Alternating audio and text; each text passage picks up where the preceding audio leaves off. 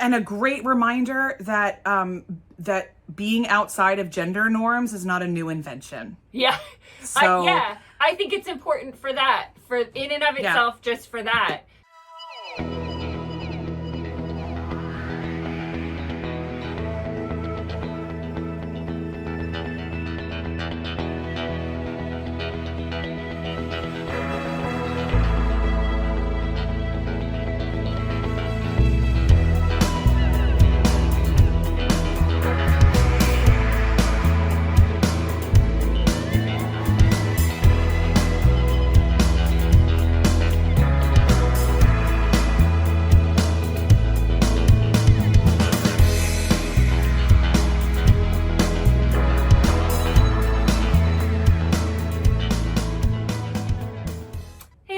We're the Good Doctors of Abbey Research. I'm Dr. Erin.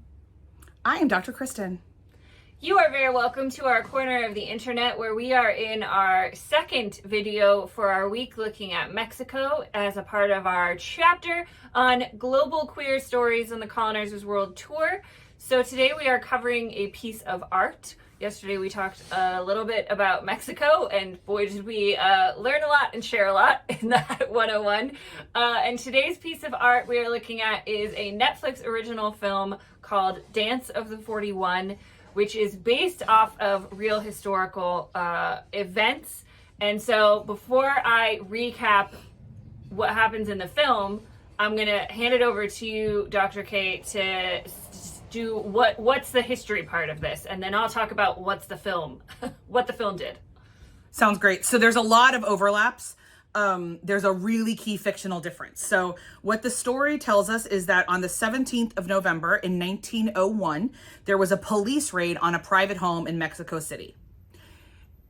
In that raid, there were 19 men arrested for wearing women's clothing. There were 42 people arrested entirely, but 19 of them were wearing women's clothing. This is the very first time that homosexuality was discussed in the media at all in Mexico. We also need to say that just because somebody was dressed in women's clothing does not mean that they are homosexual. But of course, in 1900, that was not a nuance that we had. Right. The reason we really know about it is that the President Portofiero's son-in-law was one of the men arrested for wearing women's clothing. But very famously, when the general gave him the list of 42 names, the president looked back at him and said, there's only 41 on here. And that was Portofiero's way of shielding Ignacio, his son-in-law, from prosecution, which was essentially public beating. So what we see in the film is that Ignacio also has a boyfriend in this party that is fictional. But we do see them being physically just beaten by the crowd. That's true. They were taken to prison in the Yucatan, which was kind of like a penal prison from what I can kind of see. And that absolutely happened. As far as we know, all 41 of those men in some way, shape, or form were punished, whether by losing their life, literally losing their life, or losing all stature, losing their family, losing everything else. There's not really a lot of records, obviously. And I say obviously because the real issue for the Mexican government was to expunge the sin. Mm-hmm. You need to remember that there is no separation of church and state in Mexico. So it's not a concept in Mexico. So it was a lot about there could not be the sin of homosexuality within government structures. A lot of these were very important men. Obviously, if it's a private home and they have the money to buy women's dresses, these men are incredibly economically and powerfully privileged. And that needed to be expunged immediately. So that's the history.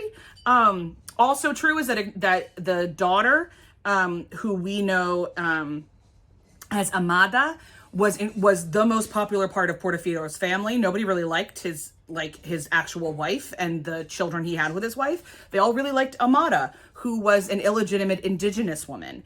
And she was kind of like, there's a couple articles I read that were like, she was the Diana. Like she was really, really beloved.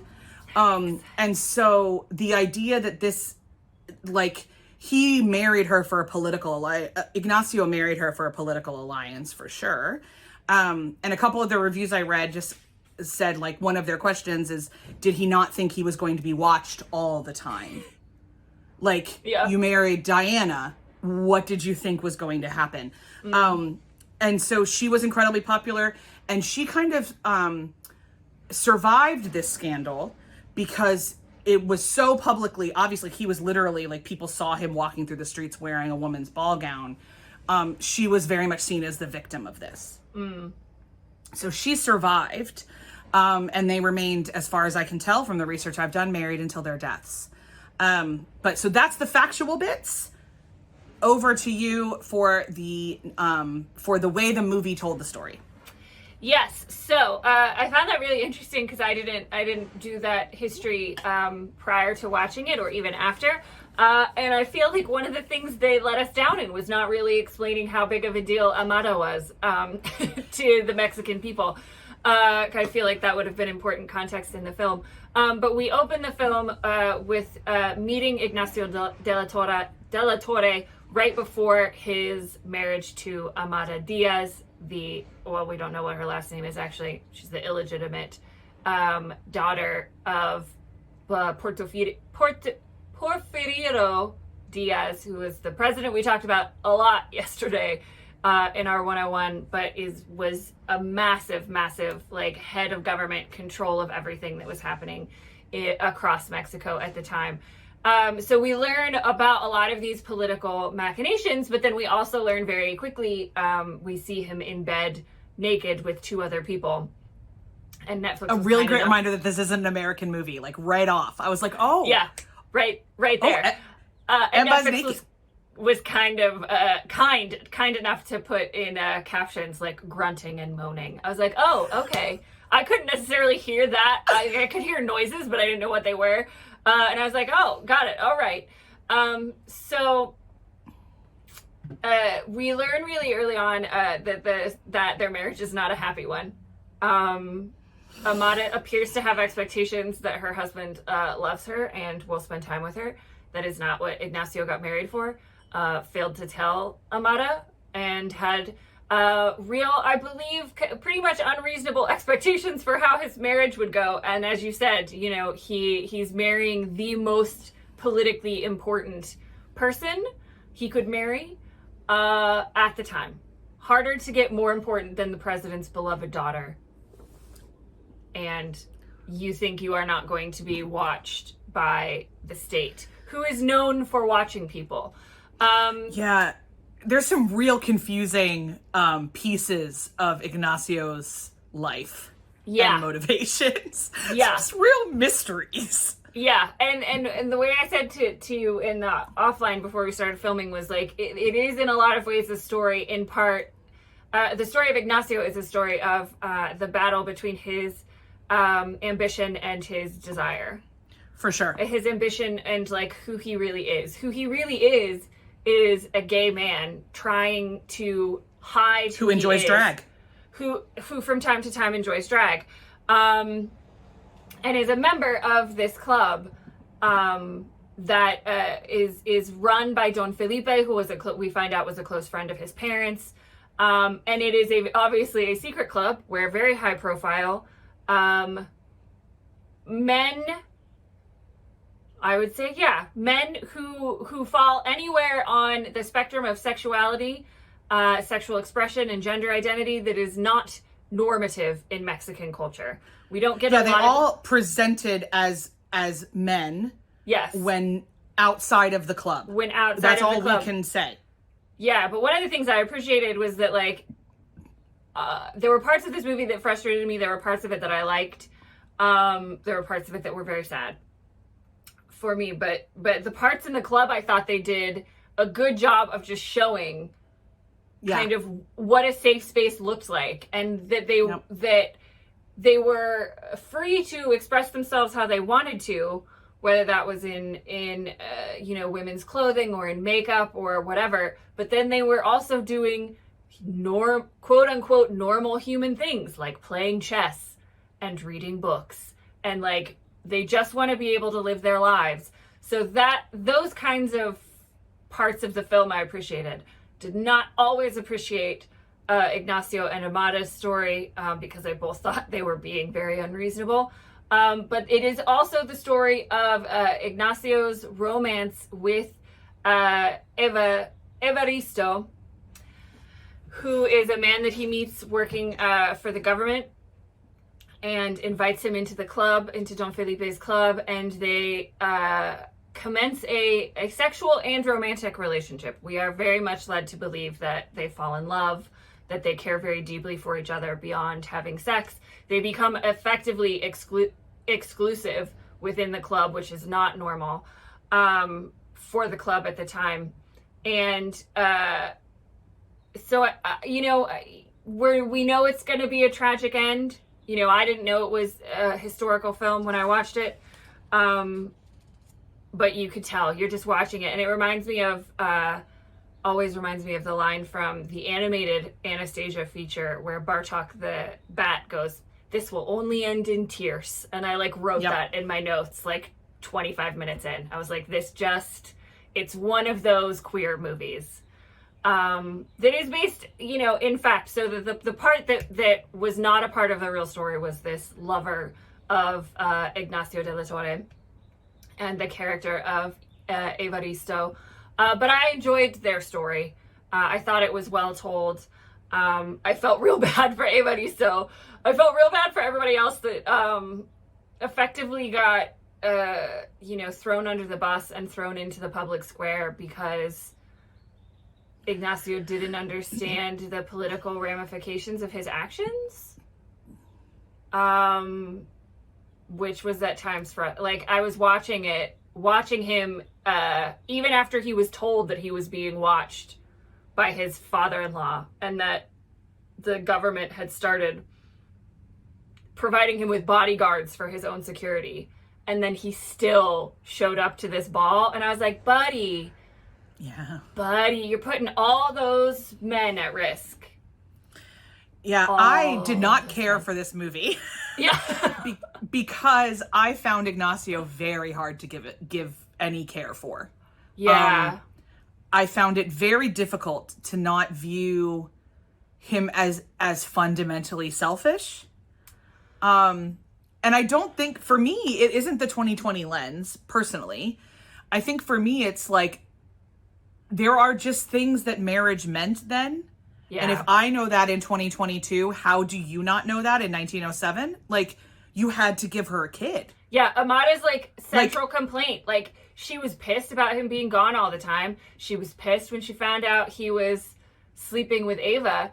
But she was just like, just give me a kid. Just give me a kid. I'll shut up. Just give me a kid. And he was like, I found it really weird that he like refused to do it. And like moved to a different room. Like, I just kept in my notes over and over again, buddy, what did you think was going to happen?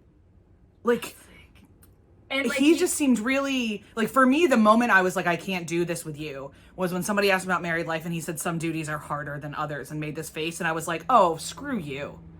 Like, she only has you.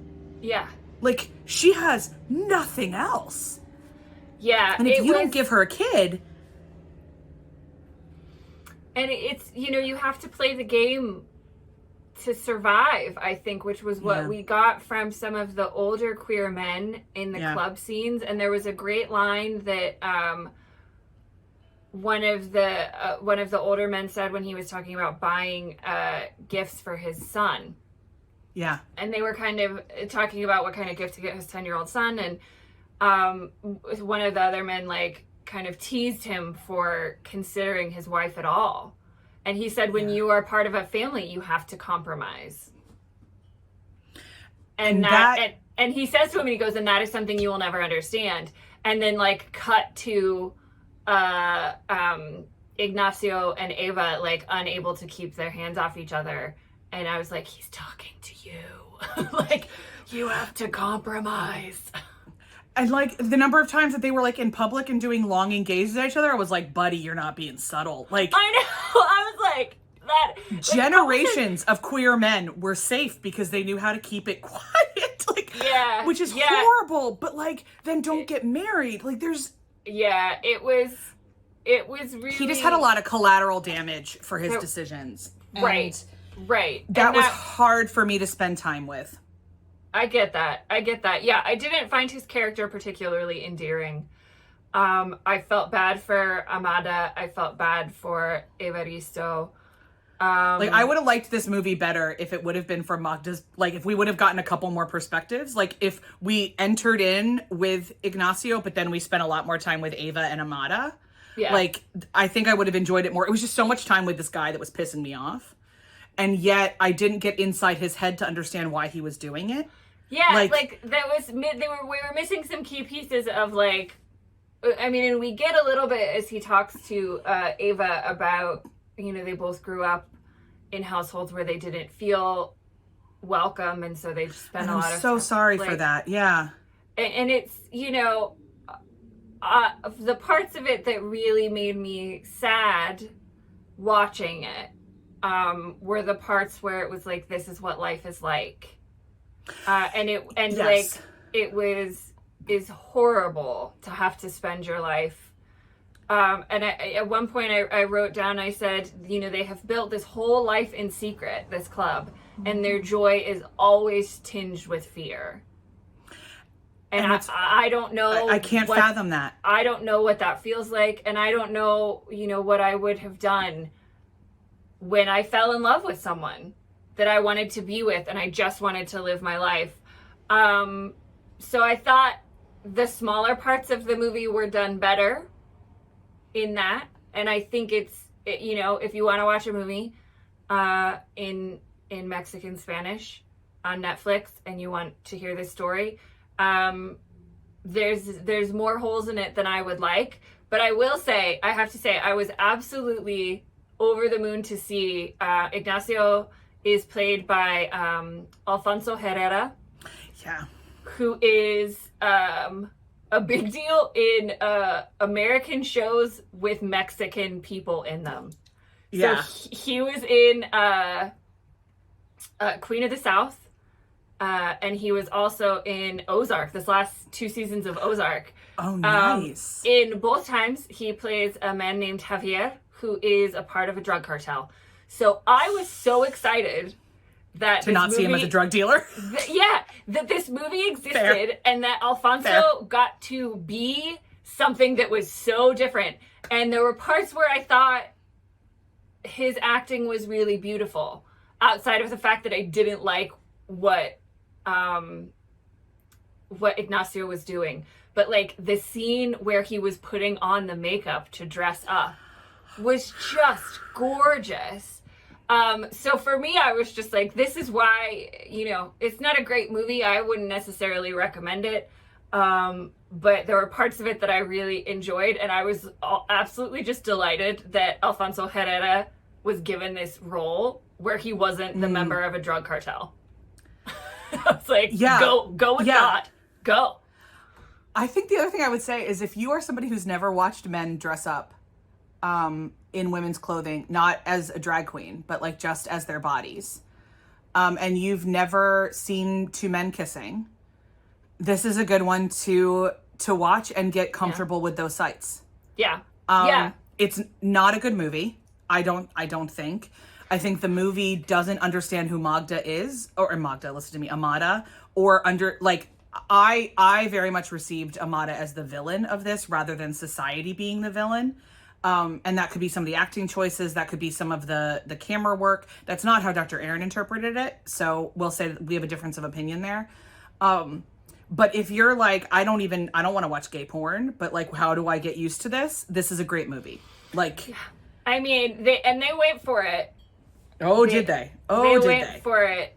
The orgy scene at the house party was detailed. I mean, I also need, like, those are the scenes I didn't love in Game of Thrones. Like, you know, so it's not, we're not in a, I don't love watching other people have sex. I just don't. It's not my kink. But watching 2 men tenderly kiss. Their love scenes were so beautiful. Their love scenes were beautiful. So I think for me, I don't think it's a good movie. I didn't get as frustrated watching it as Dr. Kristen did, but I think like there are just chunks of it that if I take a scene, I'm like, that was a lovely scene. I really liked that scene. But overall, you put all those scenes together, and it's not a recommend from us. But I'm certainly glad we engaged with it, and like it's a crazy story that I'm gonna be reading more about historically. And a great reminder that that being outside of gender norms is not a new invention. Yeah. So I think it's important for that, for in and of itself, just for that, to say that, you know, we often hear a lot of people talking about the incredible fluidity and diversity of gender expression and sexuality as if it's something new. And when it's just not. It's been around as long as we've had humans. Like, it goes way back with humans. And so, yeah, this story that's a really good point. I'm glad you made it. It's a good reminder that, like, this has always been a problem. That people who have these kinds of expressions and identities and bodies outside of societal norms, quote unquote, have had to deal with the ramifications of, often in very, very violent means. It's the hardest scene to watch is the end. Oh my God. The hardest scene to watch is the end. Yeah, that's again where I was like, oh, you're a good actor, Alfonso. Just, I didn't love the character. But yeah, and like, if that's this dude. Like, that's this dude, and this is an important story to tell. Like, I understand that.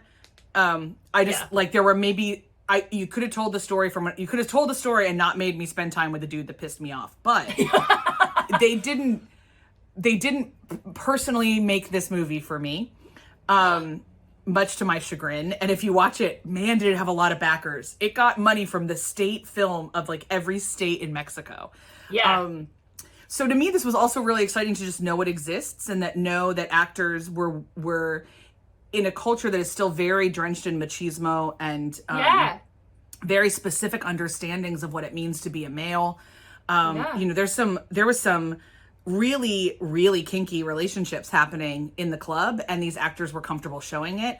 Obviously, Alfonso was comfortable wearing a dress and all of those things, and we don't know what this would mean. We don't know what this means for their families. We don't know what this means for their careers. And I hate using the word brave, but it is a specific, intentional career decision. And so I'm glad they were given the opportunity to make it. Yeah, it reminds me, as you were just talking about it now, this movie reminds me of the movie from the Philippines we watched that was very specific to the Philippines that we did not jive with. But it was a very important story in Filipino history. So, hats off to the folks at Netflix for throwing their gargantuan piles of money behind this film to have it made. And that is a wrap on our coverage of Mexico for now. We always say for now, because you never know when we might go back and spend a month somewhere in our years down the line. And next up, Chechnya, I think, right? Or Spain. Spain. Oh, you're right. I'm sorry. It's Spain and then Chechnya. Next up, we are traveling to the colonizers of Mexico to talk a little bit more about Spain. We've done Spanish colonies, but we haven't really covered Spain specifically, so that should be interesting. And we will have another queer film to discuss as well. So if you enjoyed this conversation, do the YouTube things that you want to do, like and subscribe, share where you will. Tell us if you watched the movie and what you thought about it. And, we'll see you the next time we see you, hopefully, for our discussion of Spain. Absolutely. Take care, everybody.